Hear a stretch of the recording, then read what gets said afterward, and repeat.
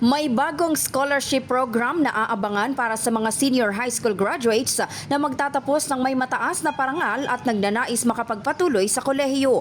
Ito'y matapos banggitin ni Pangulong Ferdinand Marcos Jr. sa kanyang ika-4 na State of the Nation Address ang Presidential Merit Scholarship. At bilang natatanging pagkilala, gagawaran natin ng Presidential Merit Scholarship ang mga high school graduate na makakakuha ng matataas na honor.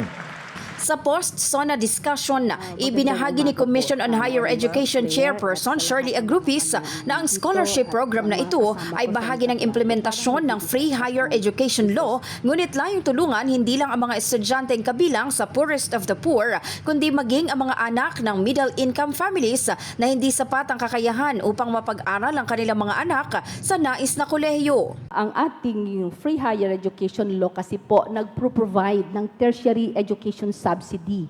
Ang target po ay poorest of the poor.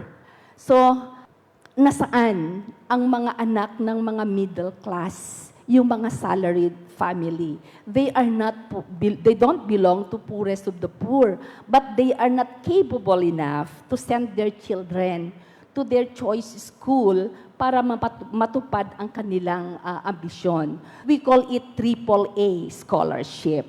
Now we are going to target the best of the best in the 12,000 senior high school in the Philippines.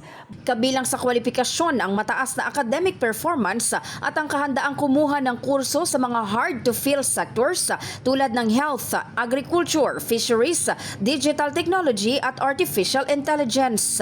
Kasi po ito ay mga kailangan natin sa workforce. Bibihira po ang nag-enroll dahil po kung wala man sa regional schools, ay nandun sa mga pribadong universidad. Kaya po itong Presidential Merit Scholarship, kahit saang eskwela ka, pribado or gobyerno or government universities, basta nandun ang iyong gusto at natanggap ka sa paaralan na ito, tutustusan po ng gobyerno.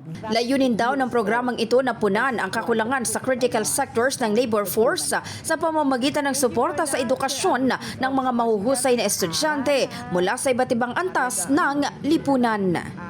In the heart of changing lives, ako si Brigada Maricar Sargan ng 105.1 Brigada News FM Manila, The Music and News Authority.